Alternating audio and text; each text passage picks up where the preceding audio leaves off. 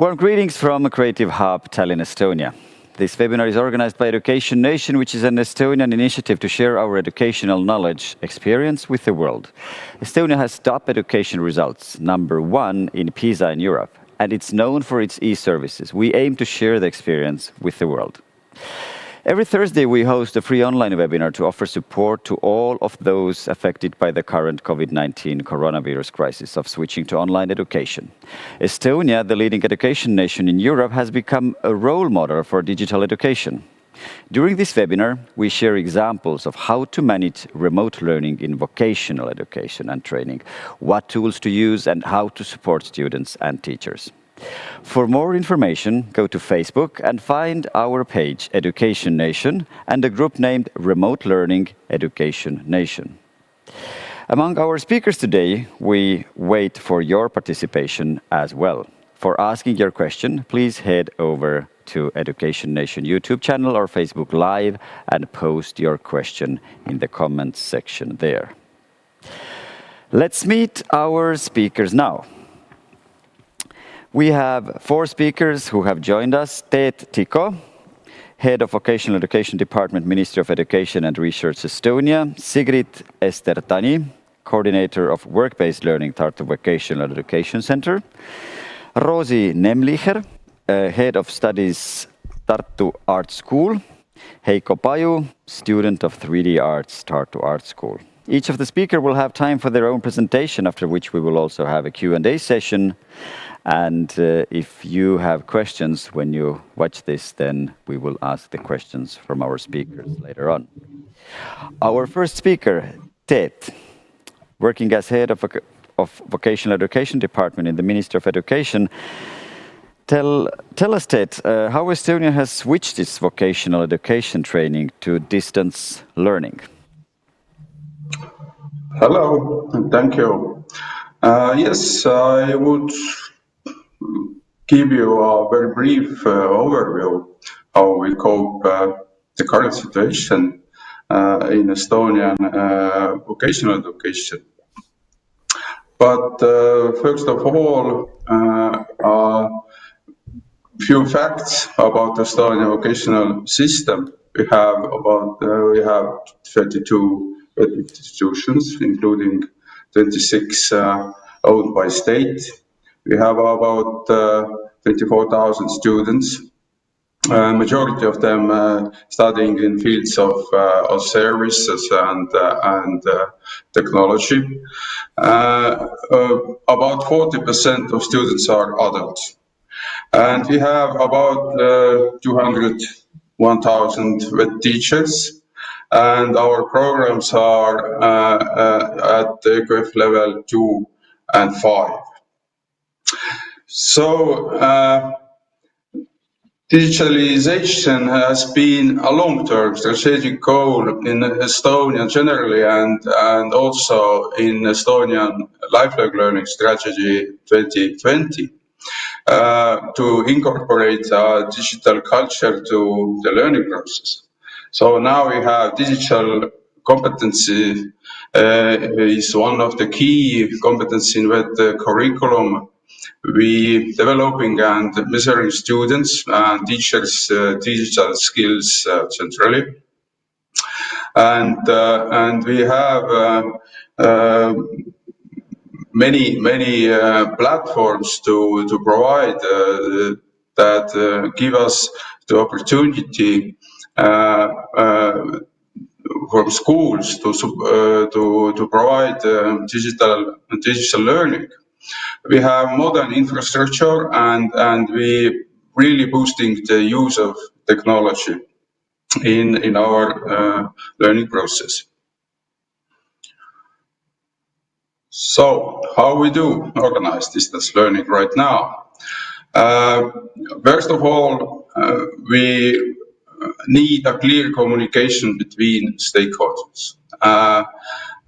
Very centralized information for heads of schools, teachers, students, and parents. We support webinars for teachers to provide distance learning knowledge and didactics. Our vet schools are very autonomous to decide how they organize studies, including practical part. I'd like to say that we have not made any changes in vocational education law or regulation so far. It's because the organization of vocational education training in Estonia is very flexible. Uh, for instance, both the admission of students and the completion of schools take place throughout the year. So every vocational school has the right to decide when teaching take place and how to organize studies, including practical studies also in summertime. Therefore, if emergency situation ends by the summer, for instance, the students have opportunity to complete their studies and enter the labor market as soon as possible. We reorganize work-based learning. We communicate with enterprises and students to find solutions case by case. Sometimes practice in enterprises is postponed or terminated. It depends on situation, but in few cases there is no changes and the study go on. Which are our success factors? We think the sufficient digital skills of students and teachers is important one. Also, we have adequate digital infrastructure. We have provided information and clear message for organizing distance learning. We have good governance, cooperation, partnership, and sharing information between stakeholders. Significant autonomy of schools, as was mentioned before, and first of all, supportive and creative teachers, which is, I think, the most important success factor in Estonian vocational education.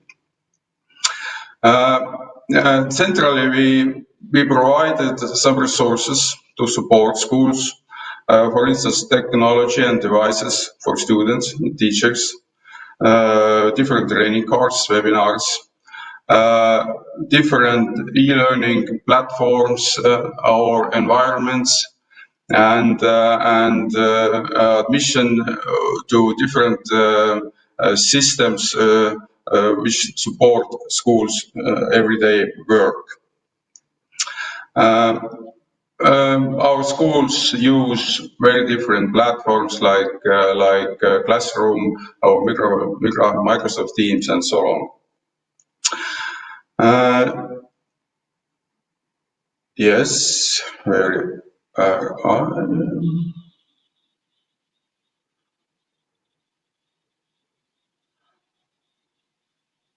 So we provide with ministry and our subordinate agencies providing support from schools, special support for headmasters, for example, for education technology help desk for the teachers. Short webinars and Facebook groups and frequently asked questions to how school management would work in crisis time on and list and the guidelines for environments that support distance learning. For students, also online seminars. Teachers provide support on individual basis, and the support personnel at schools has also moved successfully on web platforms. And of course, for parents, online seminars at help desk how support the students. But of course, we have also challenges. First of all, and we need more e-learning materials.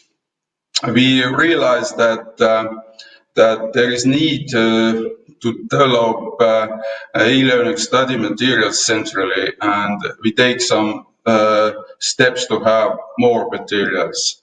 Very big problem, of course, is organization of the practical part of studies and organizing professional exams. So it also give us a big task how to ensure quality and that would-be learning outcomes be achieved. And unfortunately, we expecting increasing dropout rates during this crisis time, and we realized that the students who needed support before the crisis are twice in need under current circumstances. So it's all for me now. Thank you. Thank you, Teet. Our next speaker is Sigrid Ester Tani, who is the coordinator of work-based learning and projects at Tartu Vocational Education Centre, and she introduces possibilities for distance learning and internships during the crisis. However, Sigrid, you can maybe, after all, tell us in your own real-life experience, how have you managed to organize all the learning from distance? Yes, it's hello everybody. It's my pleasure to speak from behalf of the school, which is Tartu Vocational Education Centre is the biggest vocational school in Estonia today. My personal experience of organizing distance learning means a lot of cooperation with different parties. The school management, all the teachers involved, the students, and also the workplaces, listening closely to what they have to say. As I said, and as Teet brought out, practical studies are an integral and very, very important part of all VET training. So this has clearly been our biggest challenge of organizing vocational education at a distance, is how to organize just these practical studies when all the workshops are closed. And for our school, because we have 10 study departments of very, very different fields, from catering and hospitality to car repairs and beauty services. So organizing practical work has been very different for these departments. For example, for our ICT students, for many of them, working from distance is normal, even in a normal situation, in a daily life. So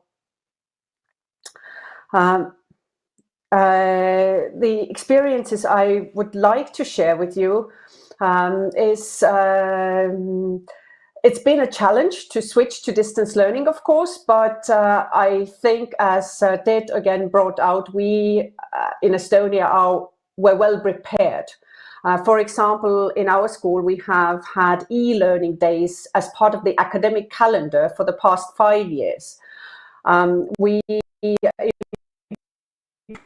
educational technologist who supports the staff specifically in our school and has organized during the past 2 years weekly trainings to colleagues to help them discover new educational technologies, new online tools, digital tools to use in education. Plus, our teachers came together last year and made Moodle hubs, which are these course-based hubs where different e-learning materials are gathered specific to one area of study. And this also very well provides for the collaboration of teachers and brings the learners together into this one sort of virtual room.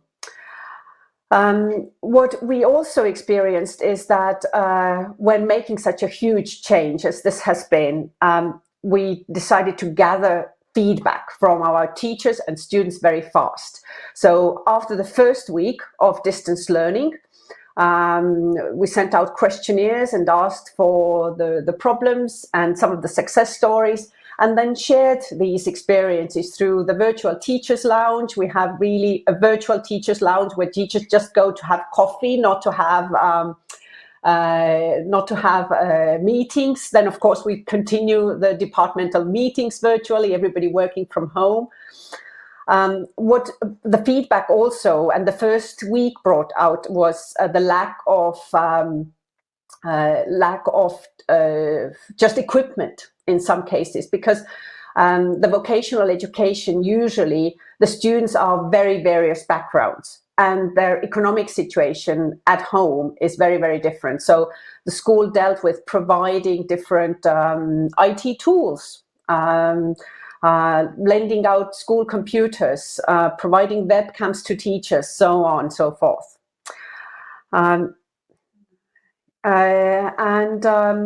Of course, the biggest challenge has been to cope with the fact that the school workshops, where a lot of the practical training usually takes place, were just closed. So in Estonia's case, though, which differs from a lot of our European partners, the practical training at the workplace could continue because our companies are up and running. A lot of them are operating, they are not closed. So the students who were on internships or work on a work-based learning period, they could continue that. And we also had help from our partner enterprises accepting new students in. We have tried to be very flexible in this organization of work-based learning, meaning the contracts have been extended up to the end of the academic year. As Teet mentioned, the Estonian vocational schools are quite autonomous. Our academic year ends 31st of August, so most of our internship contracts for this spring, they also last until the 31st of August. What we have also found is the teachers who have been already under a lot of pressure to organize this distance learning now also had to tackle the problem, how do I organize something that I usually do in a workshop? And this is one example what the teachers then do. They become YouTubers. They create video tutorials, and then the students follow them and send them feedback, in the case in the form of a video or photos in a portfolio where they describe what they did. This can also include feedback from your family, if you served breakfast to your family, for example, as a task, or if you baked something or cooked something. So they really try to simulate the working environment, and always keeping in mind what the students have at their disposal at home. So it's been additional challenge to the teachers, but they have found very creative ways around that. And of course, no vet school can do anything without the enterprise partners, because really learning in the workplace is an integral part of any vocational studies. And we have such good examples in our case in the fields of construction or woodworking or metalworking specifically, where you cannot expect the student to have the benches and the equipment at home to do the practical studies. We have come to agreements with some of our bigger partner companies, Metec in Tartu, for example, who have come to our aid and have taken in students to do the internship in the company rather than in the school workshop. So this has been, of course, great help for the students to really be working and be oriented on achieving their learning outcomes. What we have noticed talking to the enterprises as well, they really take great responsibility when taking in the students at this time, and their first concern is that always the health and safety of the student and their staff. And this has been just great to hear back from them. We try to keep in mind not to give grades to the student, but to give them feedback. The same with workplaces and workplace learning, that maybe the student cannot work specific tasks at this time, but we keep the overall learning outcomes in mind, and working on the key competencies such as communication, teamwork, work ethics, keeping your time schedule, all those sorts of skills. So these are some of the examples we have had in our school, how we have tried to cope with this situation, and hope you find some of them useful. Thank you, Sigrid. We have been talking for many weeks of different areas and topics of distance learning. Teet and Sigrid, what's the main difference in organizing distance learning between vet training and general education? Can you give a bit of a comment? Of course, it's... yes, maybe Teet, go ahead, please. Sigrid. Yeah. No, Sigrid is best. Ladies first, okay, Sigrid, please. Thank you. It's for me, especially because I'm also in this as a parent. So I have a sixth grader at home who is in general education, and then I have a vet student at home who is a second year vet student. So comparing that, everything that has to do with their general subjects, maths, languages, history, it seems to be easier to take online and use different tools. But when you really have to film your dance exercises and jumps in the backyard and do exercises that you are used to having the teacher there to give you pointers and correct you, this is definitely a challenge. And also the challenge for the young people to find the motivation and do everything. And of course, doing it by yourself, it does take actually a longer time. Teet, would you like to comment? Your microphone is off. Yes. Now we hear you. Are you here? Yes, thank you. It was very good explanation of what the differences are. So I don't need to add anything for this. Thank you. Viewers, if you have any question, please head over to Education Nation YouTube channel or Facebook Live and post your question in the comments section there. The questions and comments are more than welcome. We spoke about dancing and some great things Sigrid was mentioning. We move now on to Rosi Nemlier, who is the head of studies of Tartu Art School, and she gives an overview of how to support teachers and students and shares practical tips on how to teach practical subjects such as painting or drawing online. But Rosi, you, as working in an art school, I can't imagine what could be useful tools or tips and practices, how to give a lesson such as art or to teach those kind of things online. Perhaps you can give us an insight into the topic. Yes, hello everybody. It's a pleasure to be here. And indeed, it has required a shift in paradigm to teach those subjects online. I will give you a few examples of how we have coped with those challenges. Now, from the beginning of this remote learning period, our strategy has been to use those online platforms which are already familiar to our school. And for us, it's G Suite, Google Classroom, Google Meet, Google Forms for feedback. And we are following the usual school timetable, keeping in mind that the students will need more time to finish their tasks than usually. Together with our teachers, we have analyzed critically our curriculum, and we're keeping in mind that the curriculum is based on learning outcomes. It's not time-based. It's week 6 of a remote learning period now, and we are discussing how to do final grading and is it possible to do some final grading of the learning outcomes already. Some other very important parts of our strategy have been having online meetings with teachers every day during the lunch break via Google Meet.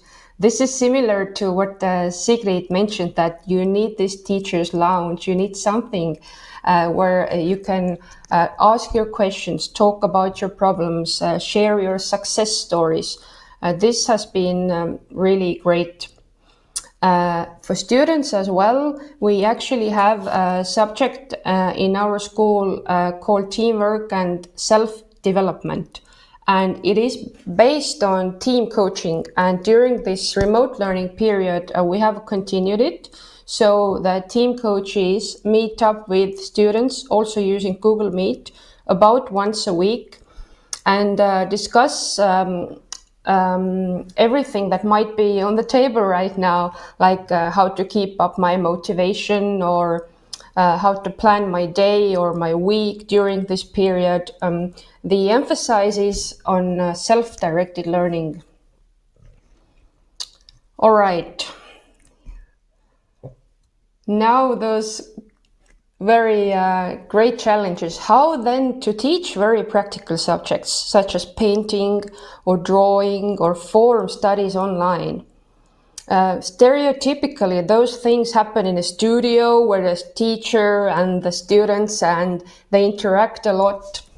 Well, a few things from our school. First of all, keep your headlines flexible. This is very important during this period. Some students will need much more time to finish their tasks.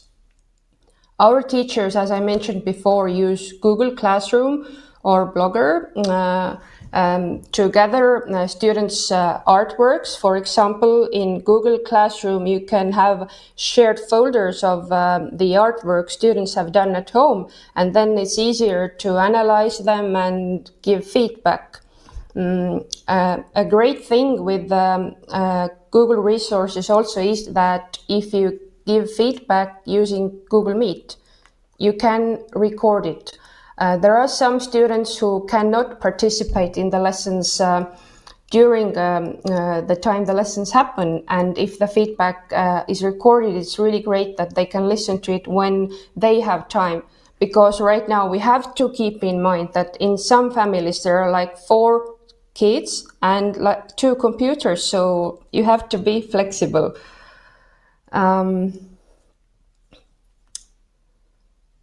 So yeah, and the teachers too, they have been really clever. They use outside resources such as, I don't know, TEDx talks and things like that. I think a really great challenge for us was form studies. So form studies is something that usually happens in a studio. The students and the teacher, they use clay for modeling. And the usual task is that they model the nose and the lips of Michelangelo's David. So when this remote learning period started, we were really looking for solutions. How could students do this? And we found a program called Sculptris. It's free to use. And it's really easy to use. You have this sort of a head or a shape of a head, and you can start modeling it really easily. And for warm-up, our teacher let the students model, for example, the heads of anime characters, just to get them going. Figure drawing was another really big challenge, because figure drawing happens also in a studio. You require a model, lots of analyzing, and so our teachers, drawing teachers, tried this, and it was a great success actually, because they found a really good online video bank for the models. And you can see some of the drawings from this course actually on this slide. So our teacher said really that you can teach those things online. That was really great. Actually, a big part of our studies require computers and also very specific computer programs. So similarly to what Sigrid said, we are also borrowing computers to students. We are very fortunate that Adobe has let everybody use their programs such as Adobe Photoshop or Illustrator for free, so all the students can use those graphic design programs at home. Well, whatever equipment is needed, our emphasis again is on flexibility. So when, for example, at school we used graphic tablets, it's totally okay to use pencils at home now. Or when you need some specific paints like watercolors, you can use whichever paints you have at home.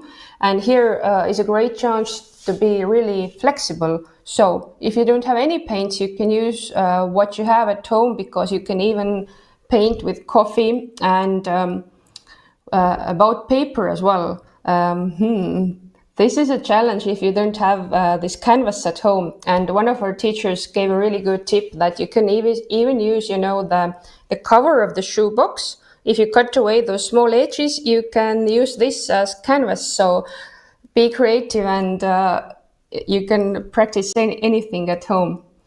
Another teacher actually switched to miniature paintings, because then you need really smaller paper and less paint as well, because some students have like very small paints at home.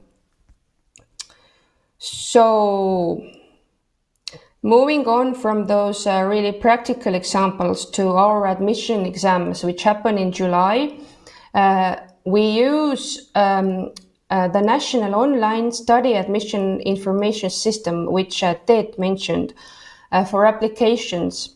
Our applicants are from all over Estonia, and usually they come together to our school. They have an exam in the morning and an interview in the afternoon. Now, considering the situation in the world, we are now considering that we will give the exam task to the applicants a week before the exam. They can do it at home, and probably we will organize the interviews via Google Meet, so we don't have to come together physically.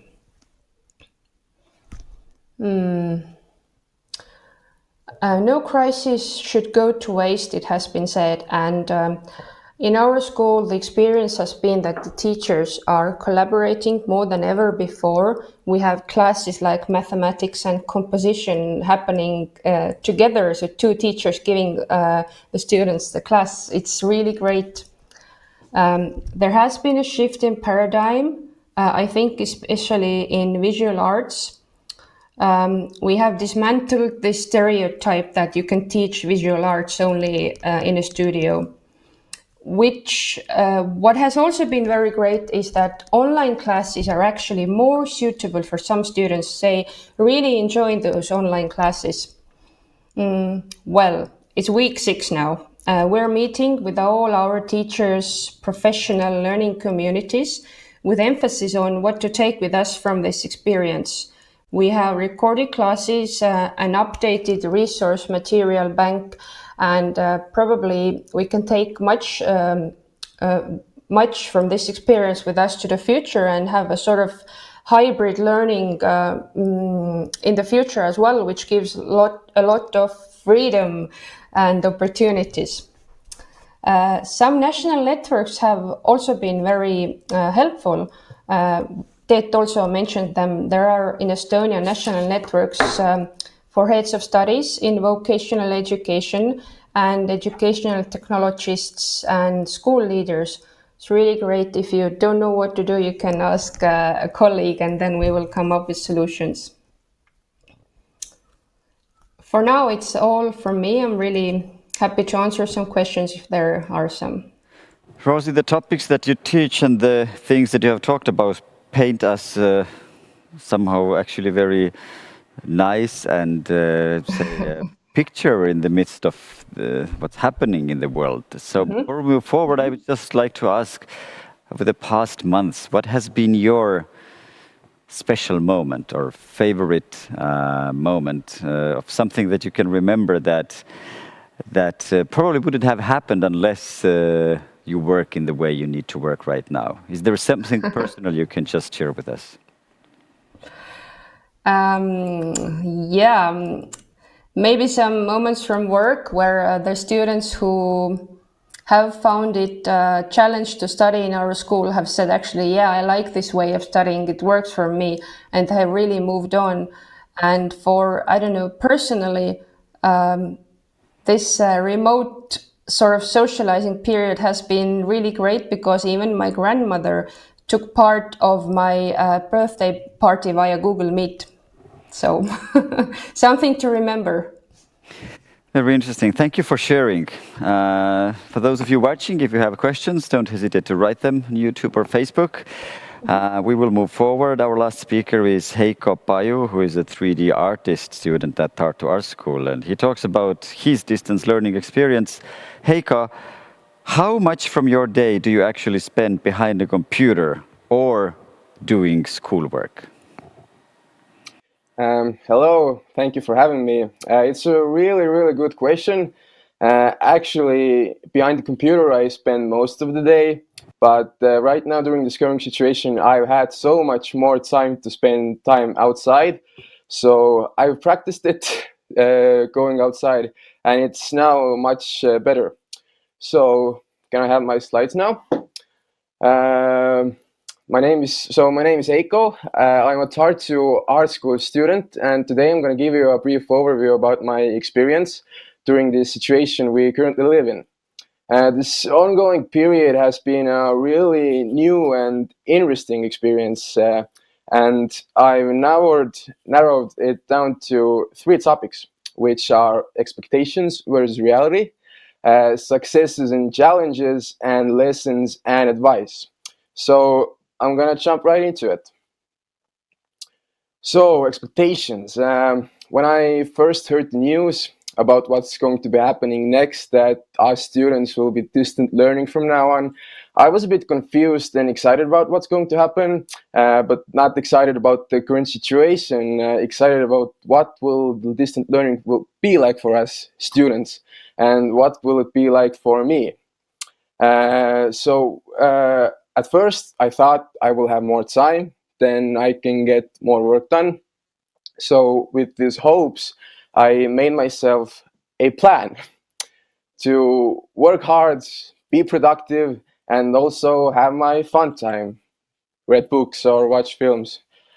So in reality, was that plan a success? Yes and no. Yes, because I'm really proud of lots of things I've accomplished during this ongoing period, and no, because of those sneaky things called distractions. So I'm going to focus on the successful things from those past weeks first, and then I'm also going to talk about the challenges.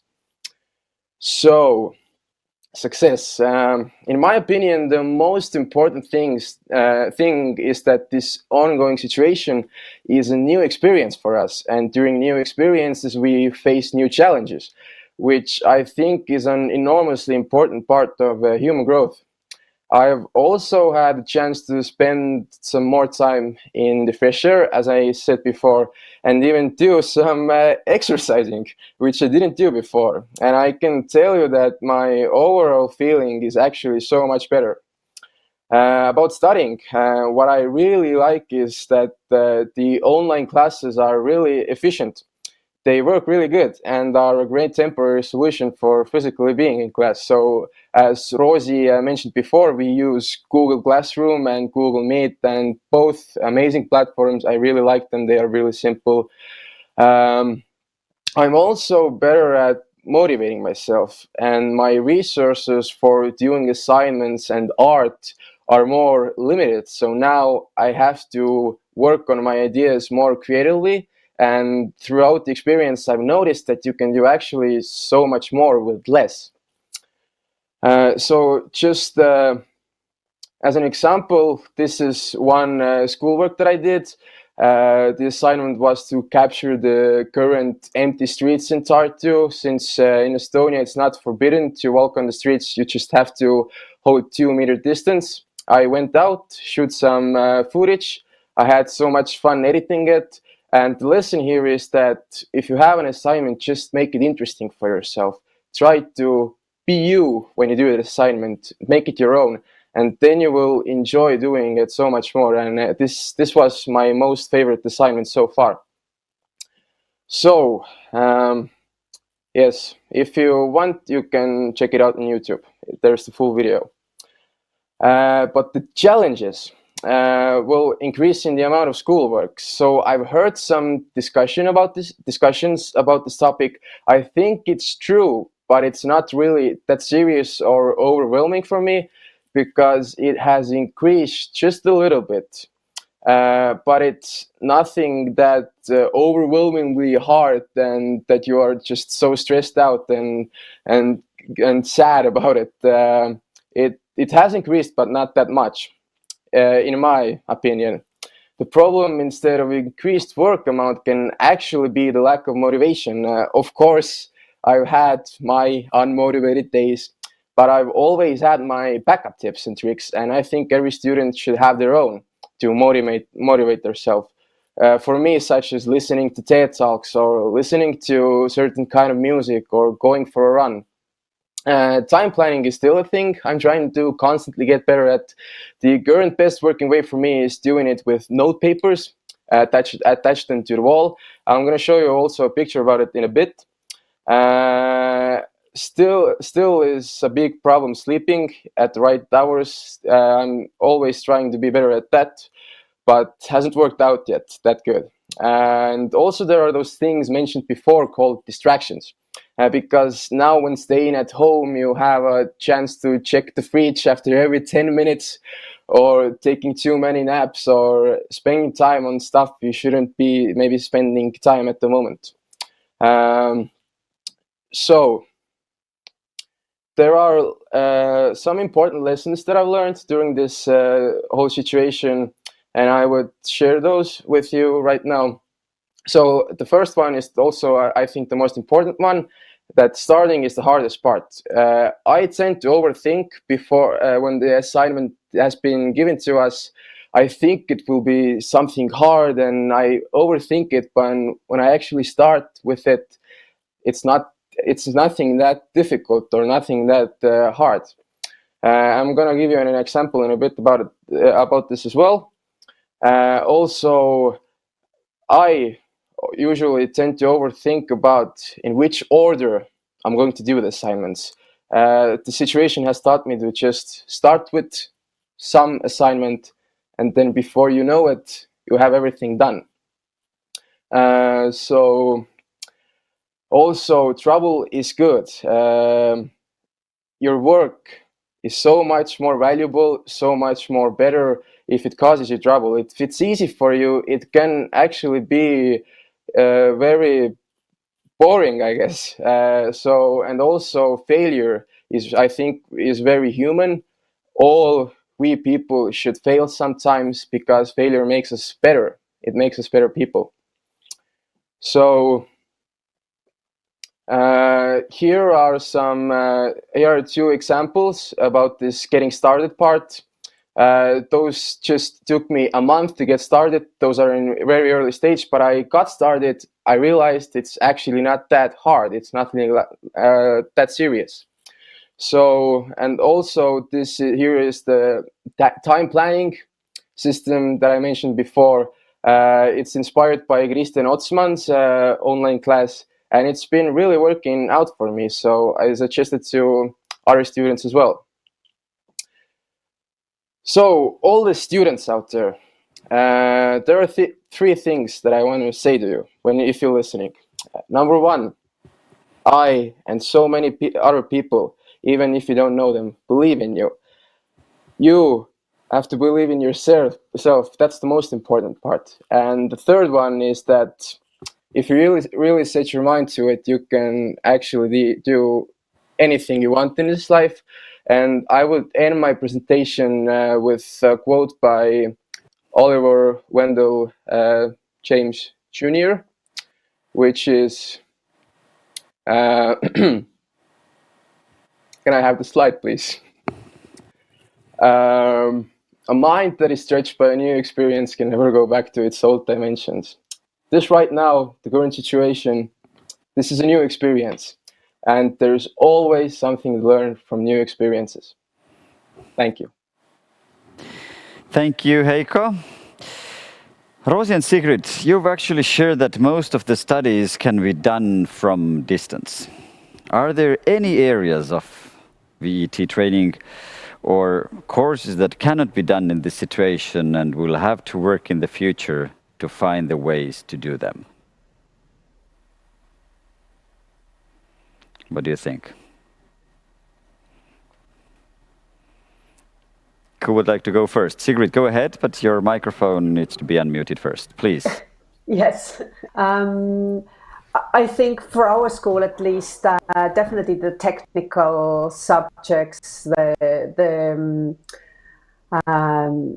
metalworking, electricians, construction, everything that needs this workshop environment really to do the practical training. So you can learn all you want in theory about wiring a house, but if you have never had any practical training in it, then it's not the same. You need to develop also your skills.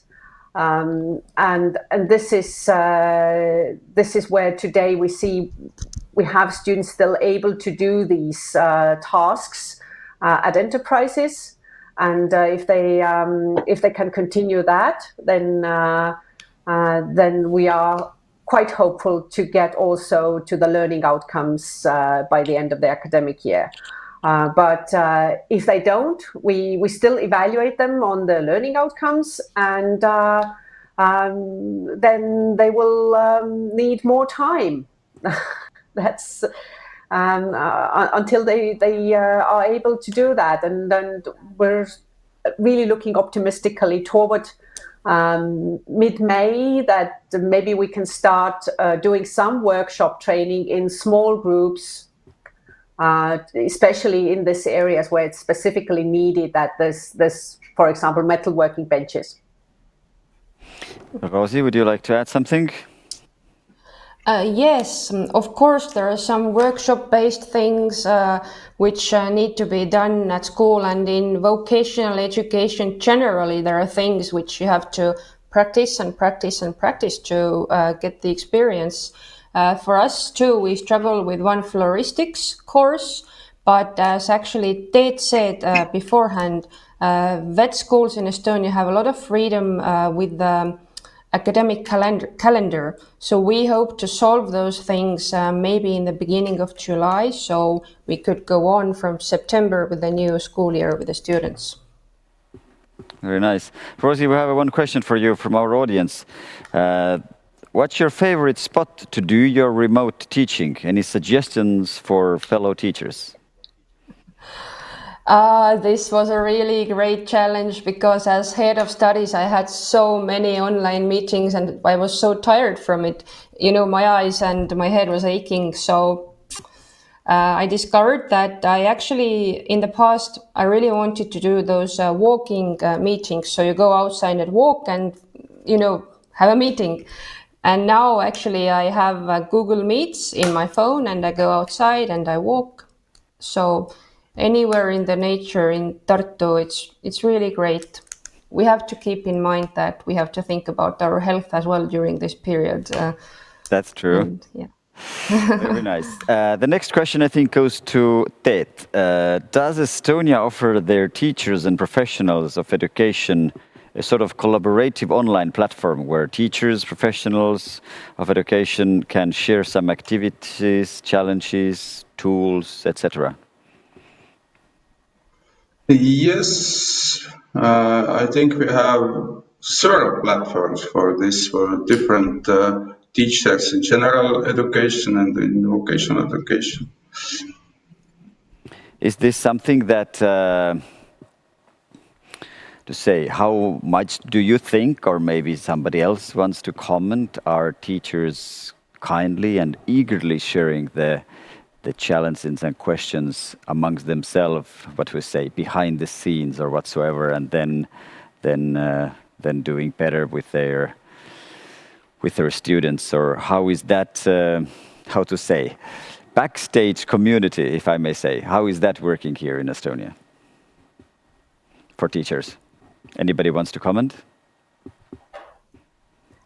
I think it's working really well, especially some in the beginning of this remote learning period, some Facebook groups appeared about remote learning where teachers give each other advice, and also educational technologists give advice. So for our school, it has been really helpful that Estonian educational technologists have posted on YouTube videos on how to do this and that in Google Classroom, and yeah. For all of you, do you see that the current situation will change the way VAT training is done? Will some of it move to distance in the future? What are your thoughts if you place yourself now from 1 year ahead of time, and hopefully this whole chaos is over by that time? What do you think? Maybe Heiko, you can start to give your thought from a student perspective, and then we hear from others as well. Yes, I think it will, in the future, it will be more used than it has been used, because I can tell right away that I'm now much better at working from home. I used to be productive anywhere but home, but all those meetings that I really like, and they're so efficient, they work so good. So I think, yeah, definitely there will be more used in the future. Sigrid? Yes, I agree with Roy, who brought out that we are moving, I think, toward a hybrid learning or a blended learning, where this has encouraged teachers to use the online tools more because they have been forced into it in a way.